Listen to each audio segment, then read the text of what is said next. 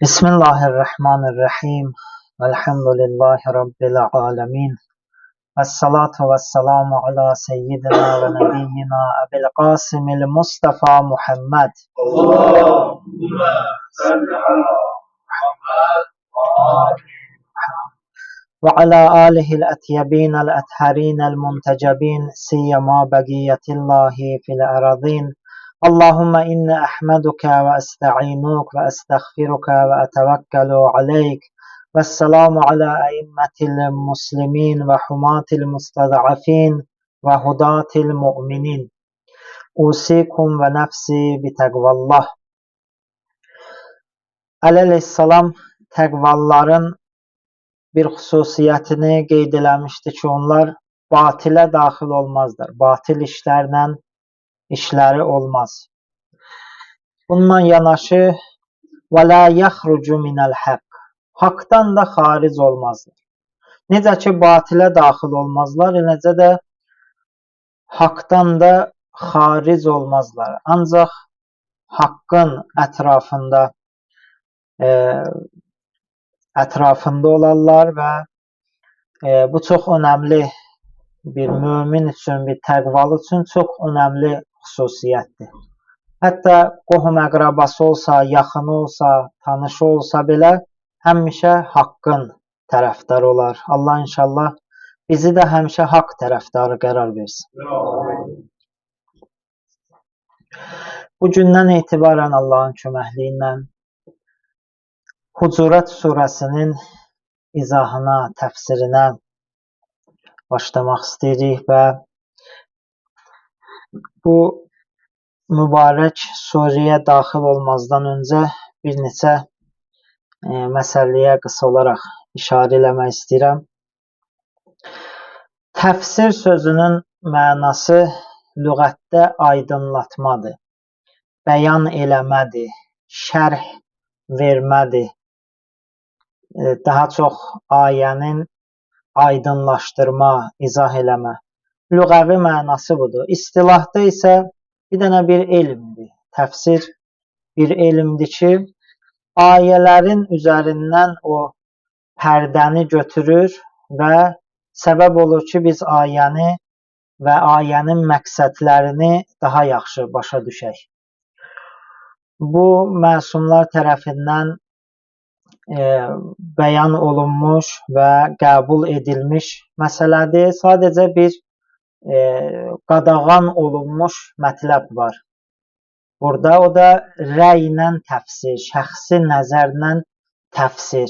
Çox təhlükəli və çox qadağan olunmuş məsələdir ki, bir nəfər öz rəyi əsasında Quran ayələrini təfsir eləsin. Və bu təfsir çatmalıdır mötəbər əhl-i beyt hədislərinə, mötəbər əqli arqumentlərə, əks halda əziz İslam Peyğəmbərindən nəql olunan hədisə əsasən kim rəy əsasında Quran-ı Kərimi təfsir eləsə, yerini gərək cəhənnəm bilsin. Necə ki, bir dənə misal mən çəkmək istəyirəm və təəssüflər olsun, Azərbaycanda da tərəfdarları, qulaq asanları, ardıcılları var. Elşad Miri adlı şəxs, məsələn, Quranı öz rəyi əsasında təfsir eləyənlərdən biridir. Bu yaxında baxdığım bir videoda Rusiyada kəsilən heyvanların hökmünü soruşurlar. O da cavab verir ki, heç bir eybi yoxdur, alandan sonra Allahın adını çəkib və yeyə bilərsiniz. Bu eyni ilə həmin rəy əsasında təfsirdir. Halbuki bir neçə ayədə Allah Taala o cümlədən Ən'am surəsinin 118-ci ayəsində buyurur Bismillahirrahmanirrahim. فَكُلُوا مِمَّا ذُكِرَ اسْمُ اللّٰهِ عَلَيْهِ اِنْ كُنْتُمْ بِآيَاتِهِ مُؤْمِنِينَ. Əgər Allaha inanırsınızsa, əgər Allahın ayələrinə iman gətirmişsinizsə, üzərinə Allahın adı çəkilmiş şeylərdən yeyin. Məqsəd heyvanlardır və üzərinə Allahın adı çəkilmiş kəsilən zaman. Belə insanları düşmən hazırlayır, çıxardır ki, həqiqi dini təhrif eləsin, həqiqi din gözdən salınsın. Bu baxımdan təfsirdə qeyd eləmək istədiyim məsələ buydu ki, rəy əsasında təfsir qadağandır. Bu adi insanların arasında da bəzən görsənir, çox diqqətli olmalıyıq və ən azından alimlərin o bəyanından kənara çıxmamalıyıq. Hucurat surəsi mədəni surədir. Mədinədə nazil olub 18 ayədir. Mən qısa olaraq Məkki və mədəni surələr barədə izah verim. Quran ayələrini bir bölgüdən əsasən 2 hissəyə ayırırlar. Məkki surələr, Quran surələrini, Məkki surələr və mədəni surələr. Məşhur rəy budur ki, hicrətdən qabaqçı olan surələr Məkki surələrdir, hicrətdən sonraki olan surələr mədəni surələrdir. Bəzi alimlər isə məkan baxımından qeyd eləyiblər. Bu biraz dəqiq bölgü deyil. Məkan baxımından necə? Yəni əgər Məkkədə nazil olubsa Məkki surədir, Mədinədə nazil olub mədəni surədir. Halbuki bir çox surələr var ki, Məkkə-Mədinə yolu arasında nazil olub, Hudeybiyyədə nazil olub, Bədir döyüşü zamanı nazil olub. Onda gərək bu surələr nə Məkki olsun, nə mədəni. Dəqiq alimlərin araşdırmasına görə gərək bu bölgü ilə olsun. Hicrətdən qabaq və hicrətdən sonra. Və hicrətdən öncəki surələr əsasən etiqadi surələrdir. Həmin surələrdə daha çox etiqadi məsələlərə, Allah, qiyamətə inam, nübüvvət məsələsi və bir çox bu kimi məsələlərə işarə olunur. Amma Mədinədə olan mədəni surələr ki, hicrətdən sonradır, daha çox ilahi hökmlər bəyan edilir, Allahın qanunları bəyan edilir, əxlaqi məsələlər işarə olunur və bu da bir tərbiyəvi məsələdir. Həm özümüz üçün, həm başqaları üçün buna diqqət eləməliyik. Əziz İslam Peyğəmbəri ilk öncə insanların etiqadını düzəldir, etiqadını möhkəmləndirir, onları şirkdən təmizləyir. Ondan sonra artıq o ruhlar, o qəlblər hazır olur ki, Allahın hökmlərini qəbul eləsinlər. Biz də bəzi insanlar əgər hələm qiyamətə etiqadları yoxdur və Allaha etiqadları yoxdur, onlara namaz və digər məsələlər barədə danışılması bu metoda uyğun deyil. Və bir çox ilahi hökmlər də namaz istisna olmaqla digər bütün demək olar məsələlər, orucdur, zəkatdır, hamısı hicrətdən sonra bəyan olunubdur. Hucurat surəsi də həmin mədəni surələrdəndir, Mədinədə nazil olub və 18 ayədən ibarətdir. Bu ayədə bir çox məsələlərə, xüsusilə əxlaqi məsələlərə işarə olunduğu üçün bəzən əxlaq və ədəb ərkan surəsi də adlandırılıbdır. Bu surədə bir çox şəxsi əxlaqi keyfiyyətlərlə yanaşı əziz İslam Peyğəmbərinin İslam cəmiyyətinlə münasibəti açıqlanır ki, insanlar İslam Peyğəmbərinin qarşısında İslam cəmiyyəti hansı vəzifələri var. Həqiqi dəyər açıqlanıb ki, həqiqi dəyər nədir? Həqiqi iman bəyan olunubdur bu surədə və bir çox digər məsələlər var ki, inşallah cümə xutbələrində işarə eləyəcəyik. Amma bu surənin oxunması barədə bəzi hədislər var. Əziz İslam Peyğəmbəri Həzrəti Muhammed Allahümme salli ala Muhammed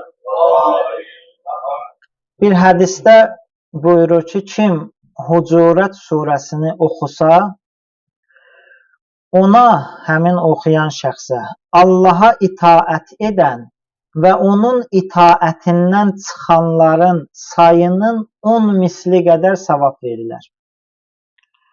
Başqa bir hədisdə İmam Sadiq əleyhissalam buyurur ki, hər kim bu surəni oxusa, Peyğəmbər zəvvarlarından olar. Bu və bu kimi hədislərə deyəcəyim prizmadan həmişə baxaq. Məlumdur ki, bu savab o şəxsə aiddir ki, bu birinci hədisdə qeyd olunan kimi orada olan hökmlərə, daha doğrusu Allaha itaət halında olsun. Onun itaətindən çıxdığı halda təbii ki, bu savab və burada qeyd olunanlar o həmin şəxsə şamil olmur. Və yaxud digər hədisdə ki, deyilir Peyğəmbər zəvvarlarından sayılar, o şəxsə aiddir ki, bu surədə olan əxlaqi məsələlərə riayət eləsin və Peyğəmbərin yolunu tutanlardan olsun ki, bu savaba şamil olsun. Və bütün bu məsələlər belədir. Yəni, əgər bir adam sadəcə oxuya və ona əməl eləməyə, o həmin şəxsə şamil olmur. Hucurat surəsi 3 surədən biridir ki, ey iman gətirənlər, ya əyyuhəl-ləzīnə əmənu ibarəsindən başlayır. Onlardan biri Maidə surəsi idi. Maidə surəsində Allah təbarək və teala buyurur, ya əyyuhəl-ləzīnə əmənu əvfu bil-uqud. Ey iman gətirənlər, əhd peymanlarınıza vəfa edin. Vəfalı olun bütün əhd peymanlarınıza. Allahla bağlanan əhd peymana, Peyğəmbər və əhl-i beytinlə bağlanan əhd peymana, öz aranızda o sövdələşmələr ki var, o bəzi əhd peyman bağlısınız, onların hamısına ümumi şəkildə deyilib ki, vəfalı olun. İkinci surə belə başlayır. Ya əyyuhəl-ləzīnə əmənu la təttəxidu əduvvi və əduvvəkum əvliyyə. Səhv eləməsəm Mümtəhinə surəsinin başlığındadır. Buyurulur ki, ey iman gətirənlər, mənim və özünüzün düşmənlərinizi dost tutmayın. Və üçüncü də bu surədir ki, bu surədə də yenə işarə olunur ki, Peyğəmbərdən, ey iman gətirənlər, Peyğəmbərdən önə keçməyin. Mən birinci ayəni Hucurat surəsindən oxuyum, tərcümə edeyim və şəni nuzuluna, nazil olma səbəbinə işarə edək. İnşallah növbəti cümə günü daha ətraflı bu ayənin nöqtələri barədə işarə eləyəcək. Bismillahirrahmanirrahim. Ya əyyuhəl-ləzīnə əmənu la tuqaddimu beynə yədəyillahi və rəsulihi vəttəqullah innallaha səmiun alim. Ey iman gətirənlər, heç bir işdə və məxsusən ilahi hökmlərdə Allahın və onun rəsulundan önə keçməyin. Allah və onun rəsulunu qabaqlamayın. Allahdan qorxun, həqiqətən Allah hər şeyi eşidən və hər şeyi biləndir. Qısa olaraq bu ayəyə işarə eləmək istəsək, bəzi təfsir alimləri qeyd ediblər ki, Allah Taala möminləri mələklər kimi etmək istəyir. Necə ki, mələklər barədə vurğulanıb, Bismillahirrahmanirrahim, La yəsbiqunahu bil-qavl və hum bi-əmrihi ya'malun. Mələklər Allahın sözünün qarşısında bir söz demir və onun əmrini icra edirlər. Bu Hucurat surəsinin başlanğıcı çox önəmli bir göstərişlə başlayır ki, Peyğəmbərdən önə keçməyin. Peyğəmbərin və Allahın hökmlərindən daha qabağa keçməyin və onların ilk öncə ilahi hökmləri, Peyğəmbərin bəyan elədiyi hökmləri tanımaq lazımdır və istər hökmlərdə, istər digər məsələlərdə bütün ümumi deyilibdir. Burada surədə və bu ayədə bəyan edilməyib ki, hansı məsələdə və təfsir alimləri bu bəyan olunmadan bu çıxarış edirlər ki, bütün məsələlərdə Peyğəmbərdən və Allahdan önə keçilməməlidir. Mən bu ayənin nazil olma şənində bir neçə məsələ ki, təfsir alimləri qeyd ediblər, ona işarə edeyim, həm ayə aydın olsun və inşallah digər cümə xutbəsində bu önə keçməyin nümunələrini qeyd edəcəyik və bəzi ayənin nöqtələrini. Amma bu ayənin nazil olma səbəbində bu səbəbləri bilmək kömək olur ki, ayəni insan daha yaxşı başa düşsün. Buyurulur ki, Həzrəti Peyğəmbər Əkrəm Xeybərə getmək istəyəndə bir nəfəri Mədinədə öz yerinə canişin təyin etmək istəyir. Amma ikinci xəlifə başqa bir şəxsi təklif eləyir. Bu vaxt sözü gedən ayə nazil olur ki, Peyğəmbərdən ona keçməyin, o məsumdur və Allahın əmrini sizə çatdırır və lə yəntiqu ənil həvə, onun dediyi heç bir şey özündən deyil. Ya başqa bir nazil olma səbəbində vurğulayıblar ki, bəzi müsəlmanlar ara sıra deyirdilər ki, əgər bizim barəmizdə filan ayə nazil olsaydı, filan məsələ nazil olsaydı, yaxşı olardı.